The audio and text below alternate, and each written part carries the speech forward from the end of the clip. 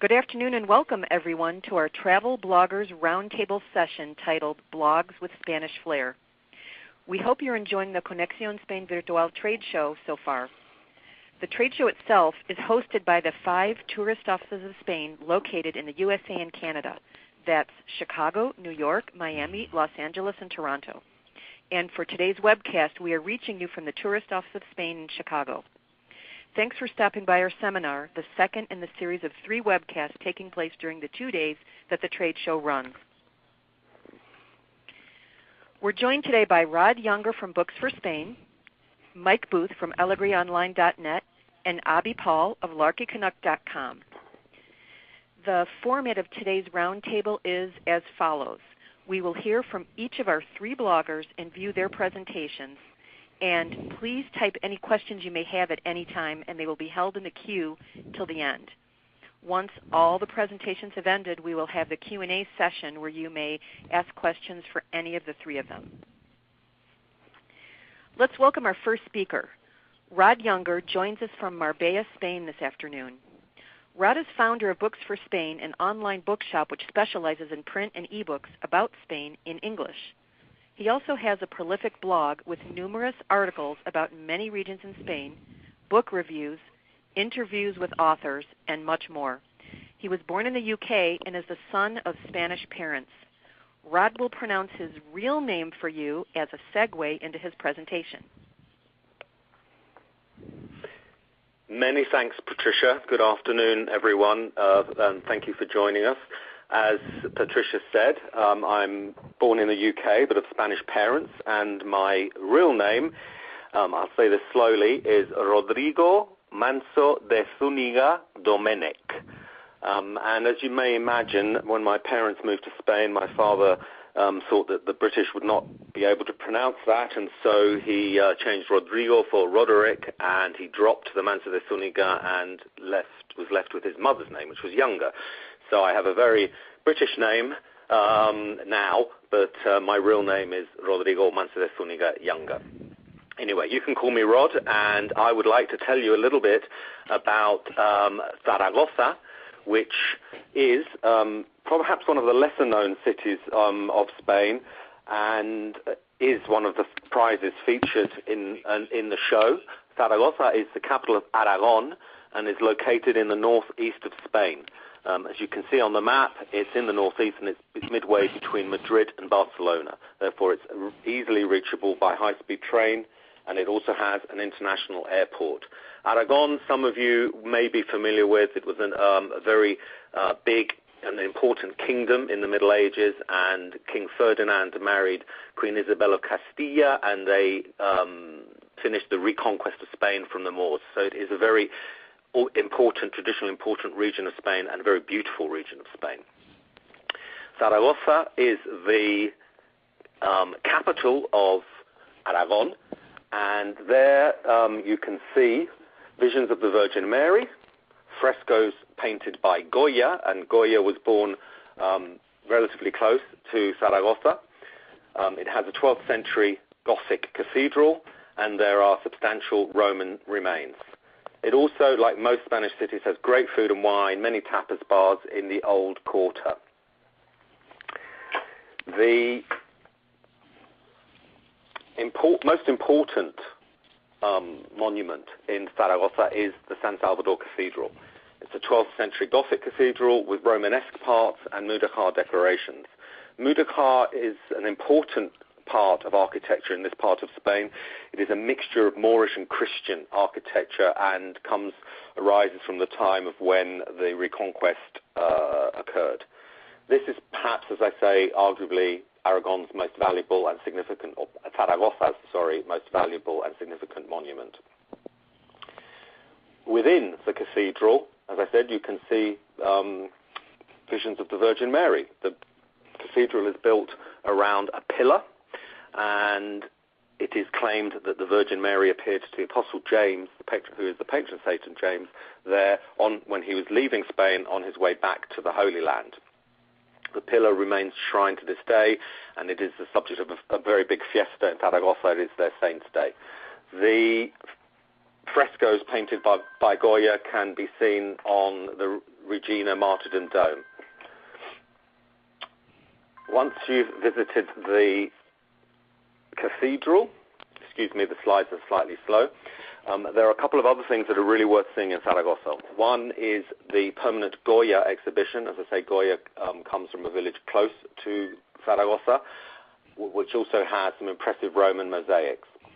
And Zaragoza was founded as Caesar Augusta by the Romans, and there is a route which combines 4 museums and the archaeological remains from the Roman Empire to see.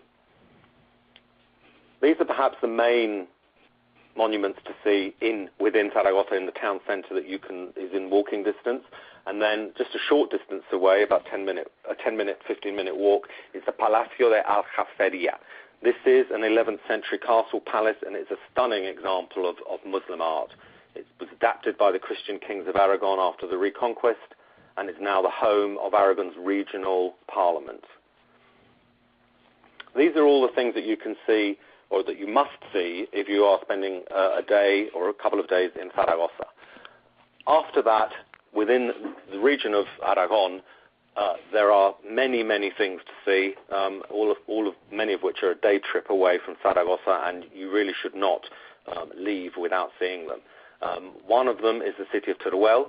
This is a UNESCO World Heritage Site. It's 90 minutes away from Zaragoza. The roads are very good in Spain, and it has some of Spain's most important Mudéjar architecture. It also has a mausoleum which houses the alabaster tomb of Los Amantes, the lovers of Teruel. This is a 12th century story which is Spain's Romeo and Juliet, and there is a big feast around this, which was actually earlier this year, every year. It also has a Renaissance-style aqueduct and a dinosaur theme park and museum, as many dinosaur remains have been found in the area of Aragon. So dinosaurs are a local indigenous creature, or were. Then there's also the village of Albarracín, which is a medieval village with a 10th century castle and magnificent city walls with narrow cobbled streets. It's 2 hours away from Zaragoza, and it's beautiful and is quite a well-known tourist resort now, but it's absolutely well worth seeing. And then there's another village called Alcañiz, which has a stunning castle, which is now a parador, but was once the headquarters of the Order of Calatrava, which was one of the military knight orders in Spain. And this is a mere 45 minutes away. Excuse me. And then there's something here which I think is a must for those of you that are into the Camino de Santiago and also Romanesque architecture, a visit to Jaca. Jaca is actually the ancient capital of Aragon. It's known as the Cradle of Aragon, and there is a stunning monastery of San Juan de la Peña very close to Jaca, which is the burial place of a number of Aragonese kings. And it's home to, I said here, the Holy Grail. It's actually an imitation of the Holy Grail that is now held in Valencia. But the Holy Grail was alleged to have been kept here for a while. And it's built into a mountainside, and it's absolutely amazing. There's also the Castle of Loire close by, which has been used in many film sets, including The Kingdom of Heaven, the Ridley Scott film. Then, if you are into wine, within an hour and a half of Zaragoza, there is the Somontano wine region. This is one of Spain's up-and-coming wine regions with some award-winning wines. And if you happen to be in Zaragoza on the right day of the month, you can catch the wine bus, visit a few wineries, and drink as much as you like. That's a fantastic visit. Closer to Zaragoza, there are some lesser-known wine regions, Calatayud, Carayeña, and Campo de Borja, all of which produce very good wines and are worth a visit if you don't want to spend an hour and a half driving to Somontano. And then another alternative is to go to Tudela, which is 50 minutes away from Zaragoza, and this is actually Navarra, and it's one of the most important cities of Islamic origin in Spain with some, as you can see, some fantastic architecture, Islamic architecture.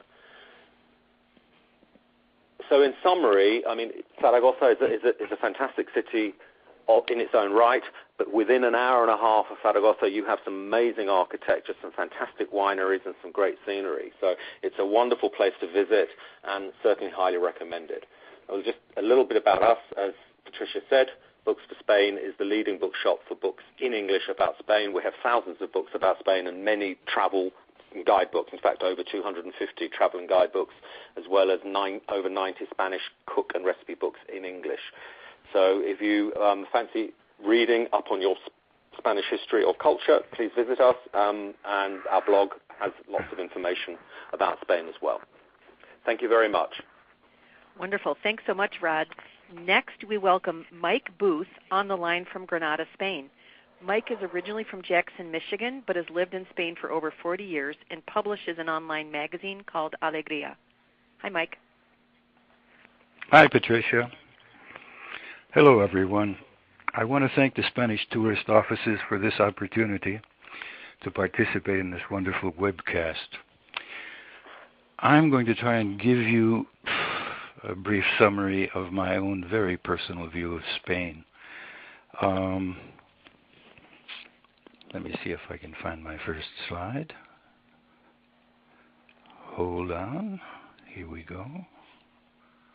That's me. It's all about loving Spanish Spain. Okay. It was November of 1968 when I first arrived in Spain. I was recently discharged from the U.S. Army, and I was pretty confused. President Nixon had just been elected. I gave away all my worldly goods except my cameras and caught a cheap Icelandic Airways flight to Luxembourg. Northern Europe was extremely cold and gray, so I started hitching south. It wasn't really my intention when I left to come to Spain, but when I started on my way down here, I remembered all that Hemingway stuff I read in high school, so I thought, well, I'll have a look. Later I went off Hemingway. Never mind. When I crossed the border into Spain at La Junquera, the sun came out, both literally and figuratively. Everything was new to me, with crisp edges on it, like a tree backlit by the sun. I began to feel better. Everything was interesting. Everything was challenging. I had to reinvent everything. Since I didn't speak the language, I was like a 2-year-old child again. Nevertheless, I had the feeling that a new life lay before me, if only I had the courage to grasp it. Spain has wonderful landscapes, but then all countries have wonderful landscapes. That wasn't what moved me most. What moved me most were the people. They seemed to me to be incredibly sincere and unpretentious, very unpredatory and unopportunistic. I found out later that in those days, a son who was ambicioso, ambitious, was considered a blot on the family. That changed later, of course, with progress. Spain seemed to me then like a place where you could still find human beings in their natural habitat. What a discovery. It made me want to dig into Spain, to learn more, to experience more. I still do. Men's fashion in my first Spanish pueblo ran to lovingly patched corduroy trousers, alpargata sandals with the soles made from old tires, and of course the boina, or black beret. Women mostly wore black dresses as a sign of mourning. Inevitably, somebody was always dying in their family, so some of them never got out of black. Everybody has their own metaphor for Spain. Mine is a love affair. 45 years on, Spain seems to me like the girl you fell in love with when you were young. And after all you've been through together, you love her more than ever. I met my love buying calamares in the municipal marketplace. I don't actually believe in heaven, but I thought I'd died and gone there. I had very little money, so I had to find some remunerative work. I started traveling up and down the Mediterranean coast and through the inland towns, writing and photographing travel articles and selling them to newspapers and magazines in the U.S. and Canada. I sold my first piece to the New York Times. I thought, this is easy. As it turned out, it wasn't so easy. One day I was hitching home and was picked up by an American couple driving a huge Chrysler. At least it looked huge on the twisty little Spanish road. There was a newspaper lying on the back seat, open to one of my articles. That was when the question of responsibility hit me full in the face. People are reading your articles, Mike, and they believe what you tell them. I used to go to the Diablo's bar, the Devil's bar, in the village every morning for breakfast. That's where the farmers, the road workers, and the bricklayers went, all with their black berets. We would breakfast on black coffee and a couple of glasses of a mixture of brandy and anise that they called sol y sombra, sun and shade. For years I thought this was the normal breakfast in Spain. Living in a mountain village, far from all tourism, held a lot of lessons for us.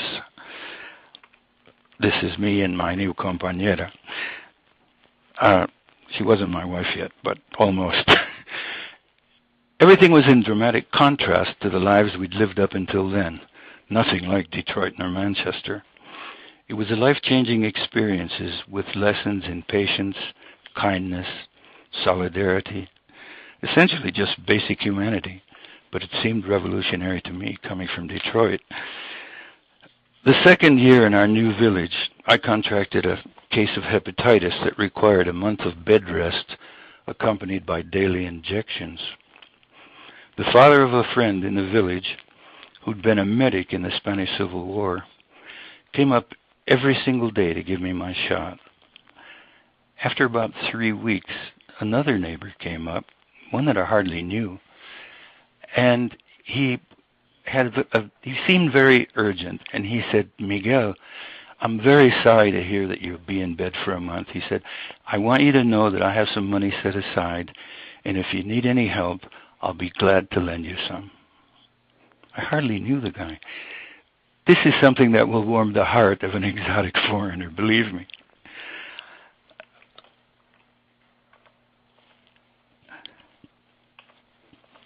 We raised our children in the pueblo in a way that would not have been possible almost anywhere else. After the age of 5 or 6, we would just open the door and let them go out and play, knowing that they would be looked after wherever they went. The society of our village was so much like one big family that everybody attended everyone else's kids as their own. The village women would patch them up and console them when they got scrubbed knees or a bloody nose, and they fed them along with their own kids. Their favorite merienda, or afternoon snack, was chocolate con pan, chocolate with bread. In those days, to eat chocolate without bread was punished as a mild form of degeneracy. The changes in Spain have been so many and so fast that it doesn't seem possible. Our village used to have a couple of hundred mules and donkeys. Now it has a couple of hundred SUVs. We had the first bathroom in town. Now we have the worst one. Why? Because everyone else's is newer, and the more recent ones have granite sink surrounds, jacuzzi baths, and gold-plated taps. Never mind. In many important ways, Spain hasn't changed. Many lovable, human-centered customs still exist.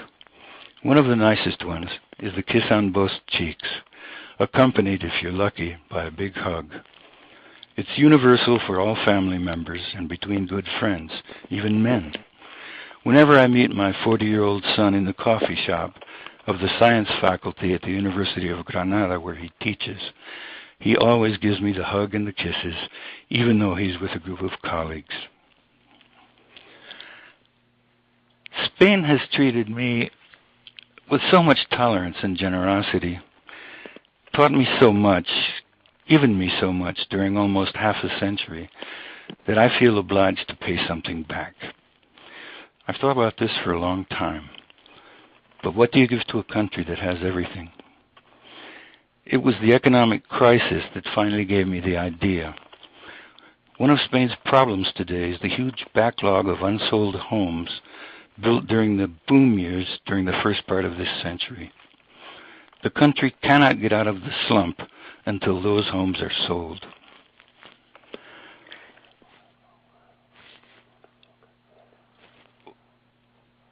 One of the most delightful experiences we've had in making this magazine is meeting foreigners who already live in Spain and hearing them tell how much they love it. We've interviewed a few of them, and we're going to be talking with a lot more. They are the proof of the pudding. It's their testimonials that are going to convince their countrymen back home that Spain is the place to go for human civilization, for lifestyle, and for good times. In short, for a more interesting, more rewarding life. Did I mention that alegría is Spanish for joy? That's the essence of what the magazine is about. Please note, just because alegría is ultimately about selling homes in Spain, don't be tempted to think it's just another of those boring real estate sites. In fact, there's no advertising at all in the editorial section. To see homes for sale, you have to choose to click on a separate link called Looking for a Home.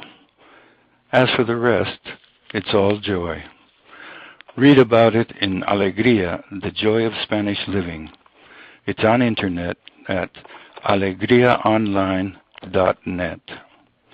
Thanks for your interest and your patience. Hasta la vista. Mike, thank you very much. Let's jump My over pleasure, to Calgary. Pat. Let's jump over to Calgary, Canada, where we have blogger Abi Paul on the line. Abi blogs his travel tips on traveling through Spain on a budget on larkycanuck.com. Hi, thank you, Patricia. Hello, everyone who's joined us today for the Conexión Spain Virtual Trade Show. And as Patricia mentioned, I am a blogger based out of Calgary, Canada. And it was very interesting as I was following the blog like yourselves, listening to Rod and Mike's stories, and very interesting narrative that goes with the photos of Spain. And one thing that struck in the images was how warm Spain is. And for those of you who have been, you will recognize that. And I find that quite interesting and paranoical at the same time, because as I speak today about talking on travel to Spain, in Calgary it is snowing outside, and we've already collected about 3 centimeters of snow on the ground. And as far as I know, in the northern hemisphere, it's officially spring. Anyhow, that's why probably Rod he had mentioned that he had a big collection of orders from Canada. It's probably this is the reason why Canadians love to travel to Spain.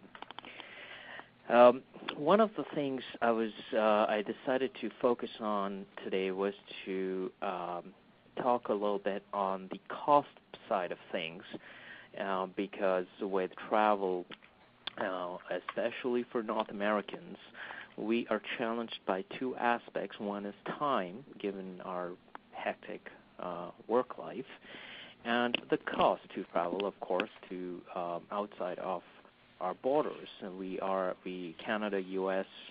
are 2 big countries, and there's plenty of avenues to explore regionally, but as some of you have experienced, trying to get abroad can be a bit of a cost challenge at times. However, that should not discourage people to consider opportunities to travel, and this is where I come in. Is I am a working person, and I hold a regular job, and it was a couple of summers ago when I was just like every other person who would be clicking through slideshows, presentations, and Excel spreadsheets and have those screensavers running in the background showing you these wonderful pictures of warm places. And one day I just told myself that why is it not possible to actually have a life that balances good adventure, fun travel with the family with your regular work life? And this is where I came in, and I started to write a lot on how you can engage in adventure activities for the family, primarily targeted for North Americans, and you can do it affordably. So let's start off with my cheapo's guide to doing Madrid in 2 days, and there's a little quick background on me. So I blog, as I mentioned, on affordable travel. My website, if you want to follow up for more tips and advice, is larkycanuck.com, and I also tweet a lot at larkycanuck. That photo there, you can see me. That's me holding a piranha. And this is, of course, not in Spain. This is the one time I cheated in the photo. This was taken in the Amazon jungle. But this is kind of a little insight of the type of blogging I do. I talk about fun, adventure, family activities, which is affordable. All right, so moving on. This is the story of Madrid for the stingy road warrior. So I'm just going to go back to the previous slideshow. Here, if you look at the bottom green portion, you will see I put a note there. It says, without the hassle of backpacking, couch surfing, hostling, and ride sharing.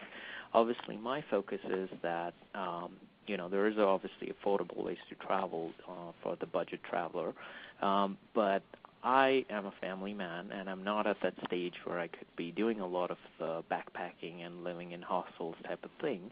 And I presume that some of you who are on this presentation today are probably of similar demographics, and you're looking for a little balance where you have a little bit of the privacy and comfort, but you're also looking for, the cost savings part so it doesn't break a budget for the family. The first off, I would say that obviously Madrid is a very big city, and you can well imagine that it has plenty of not only attractions but of opportunities to engage with unique aspects of the Spanish culture. So 2 days is obviously, anyone will tell you, is not enough time, but my take is that if you were on a budget and if you're traveling and you're trying to cover several places on a trip to Spain, it's better to experience at least 1 day of a Spanish city than to experience none. And so it's doable, and this is if you're on a budget short trip to Spain, this is where I can share some ideas on what you can do if you had just 2 days to spend. My first tip here is carry brown bread from home, because either you won't find it or it will be expensive. This was something I found uniquely something I wouldn't say Spanish, but at least in the major cities that I was traveling when I was in Spain, is they love bread, and it goes with the European and primarily the Spanish culinary tradition of bread, which I guess for North Americans has become a bit of a paradox, because bread has become something to be concerned about or be afraid of. And all the media talking about low carb diets and going gluten free and whatnot. None of that stuff in Spain. But obviously, if you're sort of a person who's a little bit on the health conscious side, one of the things you'll find is that you will not have too much avenues to look for your sort of different styles of low-carb diet that you might be on a program back in your country. So finding alternative options was a challenge, and this is why I just made this sort of very singular but obvious point is if you have certain diet concerns, carry stuff that's specific to your diet with you. Bring it from your place rather than trying to find the options here because of the differences in the culinary style. The next one, tip is that when you're in Madrid, there is the city tour bus, double-decker bus that does the circuits. In Madrid, I believe they have 2 circuits that they do, and there's 2 different buses that do 2 rings of the city center. If I recall, each one takes about 2 hours. That is, if you don't get off the bus. This is one of those hop-on, hop-off tours. My recommendation to you would be that get on the bus and do both circuits and don't get off, and wait to see which spots you would find most interesting, and then you can always come back and explore them in more detail at a later point. But what this enables you to do is actually not miss out on seeing or maximizing your time on the tour and being able to capture most of the spots that you should see. The next tip is buy a 2-day ticket. One of the things I found out, and this was a mistake I've made in prior travels at different places, is I would just buy a ticket for a day trip. Turns out, in most places, if you buy a multiple-day ticket, it actually works out a lot cheaper on a per-day basis. So, for example, when you purchase tickets for the Madrid hop-on, hop-off tour, if you buy a 2-day ticket, it only costs an extra €4 more. And this gives you obviously more time to spread out your trip and be able to get back to places that you might have missed on the first day. Highly recommend getting the 2 days if you have the time. In terms of staying, lodging, this becomes another big expense, obviously, whenever you're traveling to a foreign country. My suggestion would be that stay in the city center, which is Centro, or the downtown area. Although you might find, and when you do some search online and look for different type of accommodations, you will find that the rates at downtown location will be more expensive than in the suburbs. But what is important is the city is quite widely spread, and even though you can travel by transit, it gets expensive, and it is. You will find that in the long run, you'll actually save more if you happen to stay in the city center and do a lot of walking and take the buses and get around than to be commuting by even transit from some of the suburbs. So, and of course, you save on time, which is also very important if you're on a short stay. Food becomes another important challenge. And as I mentioned at my first slide, is if you have any special diet concerns, carry those items with you. But in terms of where to eat, I mean, there is obviously plenty of options, and the Spanish cuisine is highly varied, and it's not something you might have experienced in a Spanish eatery in North America. So from each region and province that you go, you will find that the culinary style does differ.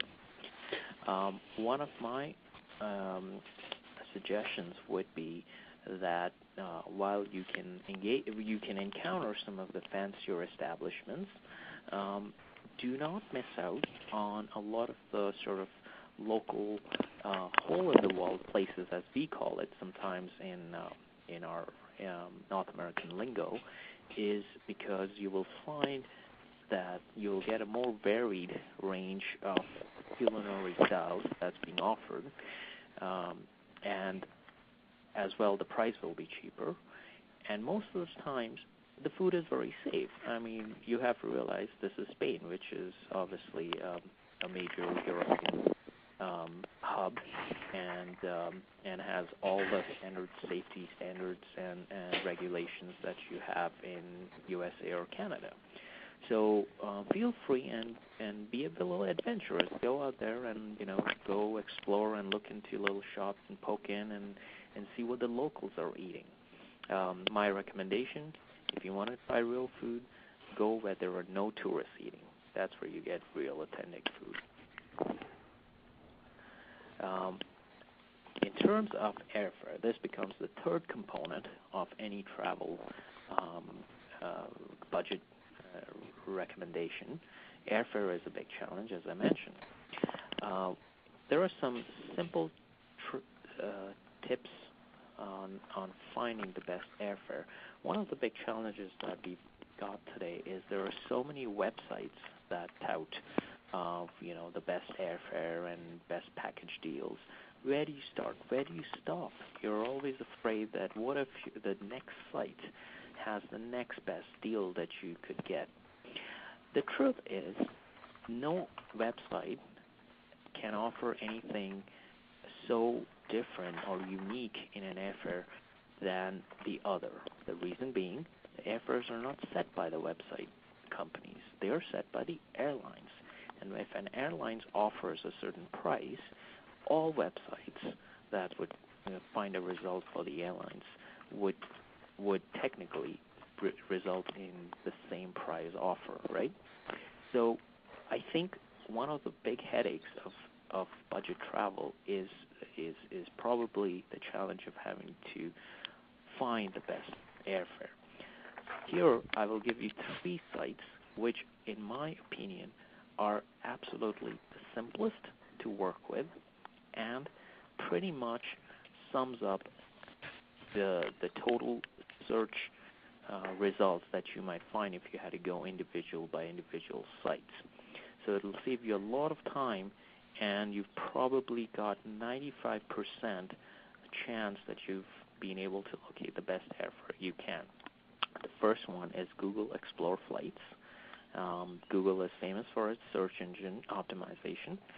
Therefore, and I really like their interface because if you're looking at that bar on the top, you can see it puts in a from and a to, and here I put in from Chicago to Madrid, and it'll tell you given, and at the bottom there's a slider, and you would extend the slider depending on how many number of days you plan to be spending. And what Google does is it tells you what has been the historically recorded lowest fare for a trip from your destination, from your origin to the destination for that duration of time. And on the right side of the screen, you will see that it says best price is $9.66.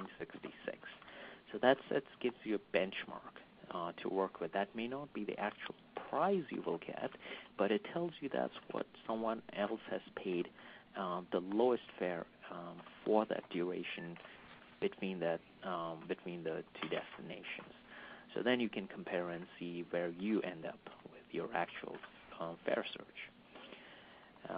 The next one is Kayak, another really popular site among budget travelers.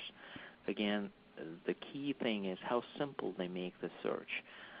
If you look to the left portion, basically has your standard search field. You'd put in your from, to, the dates, and everything. You can also do a round-trip search or a multi-city search in case you plan to have multiple cities and return from a different destination. If you look to the right where there's the square box, it does something very similar to the Google search function. Is it tells you in any given month, and you can scroll through and click on different months, what has been the lowest recorded airfare. So obviously, say if you were planning to travel at the beginning of August here, you would find that you would pay almost $150 more than if you had the flexibility to travel towards the end of August. That's really powerful. And this is how budget travelers utilize online tools to really accommodate their cost to fit with what the different nuances with the airlines industry has. And finally, the third one, which is Priceline.com. Most of you would be aware of this, and it's been a staple of the search engine and one of the initial founding airlines search engines. What I like about Priceline, I would not recommend them to be sort of the lowest airfare finder, but what I like is their name your own price feature. And I've actually used this on 2 occasions, once for hotel and once for airfare. And you can, if you go back to the Google and the Kayak search, and if you sort of get an idea of what the low fares are, I would recommend that you come back here and you do a search and find what the airfares are, and then you can put in a bid to name a price which is lower than what the lowest airfare price is quoted on Priceline. And there is a good chance that you will get the price that you want. It's a 50-50, I would say, but there's no harm in trying, and the process is very simple. The one thing you should be careful of is you must be really sure of your travel dates and destinations, because once it's booked, if, say, you put in a fare that you want, that's your bid price, and Priceline will go and search for it and try and see if any airlines will offer the price or a hotel will offer it. If it gets accepted, you are booked. It takes your credit card information and it's confirmed. No cancellations, no transfers. So just make sure that you're absolutely certain on your dates and your destinations. So that brings my session to an end, and I hope I was able to share some tips on how you can manage your trip to Spain if this is going to be your first time. Do a little research, and definitely you're free to send questions now on this blog or at a later time on my blog at larkycanuck.com, or you can reach me on Twitter at larkycanuck. And thank you for attending. And enjoy the rest of the trade show. Thanks so much, Abi. Thanks once again to all three of you, Rod from Books for Spain, Mike from AlegriOnline.net, and Abi of LarkyCanuck.com. Right now, I think we have time for just a couple of questions. We have had some come through in the queue. The first one that came in is from Mike. Mike, one of our attendees noticed a bottle of 103 brandy in your first photo and is asking, how do you rate Spanish brandy in comparison to French cognac, for instance? I'm probably the wrong person to ask. I don't really know that much about French cognac, but and 103 is far from the best Spanish brandy. But as far as drinks in general are concerned, Spain has a wonderful assortment, and the prices are right. So don't worry about French brandy. Just come on over and have a good time. Okay, and the second question that's come in is for Abi. Abi, how far is the airport from the city center? The airport is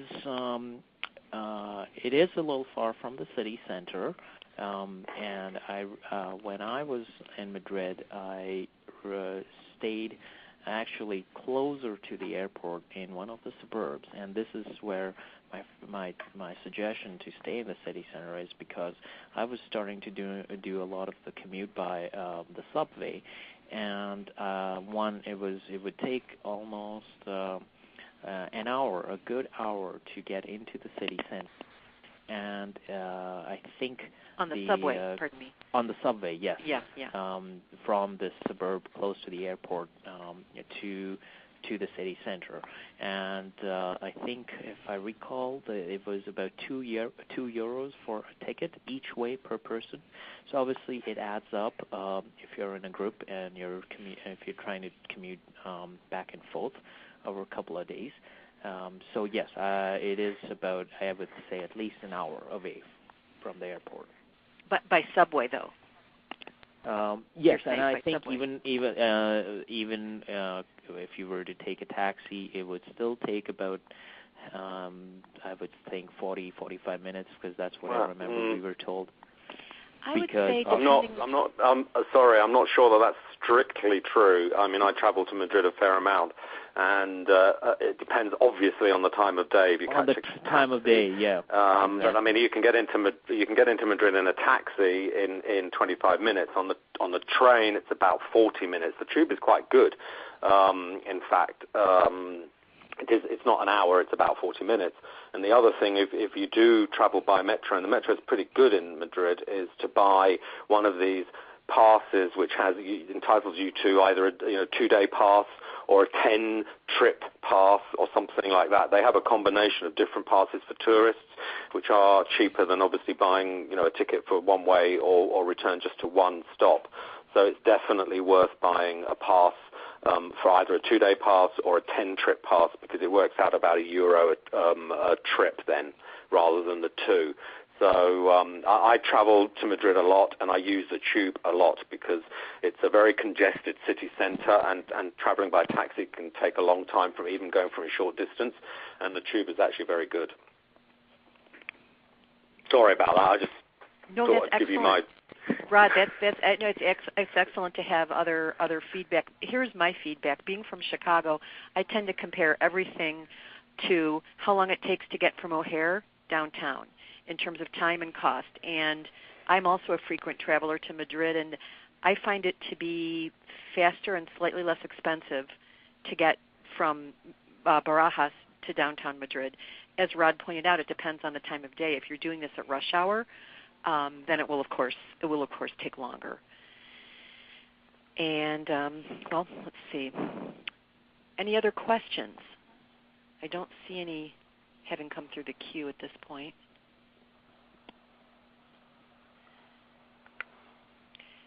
Well, if not, I think that wraps everything up. Thank you, gentlemen, for joining us, and thanks to all of today's listeners and viewers. Now we urge you to please go back and enjoy the virtual trade show and chat with our many exhibitors. Thanks very much. Bye-bye. Thank you, Patricia. Bye-bye. Bye.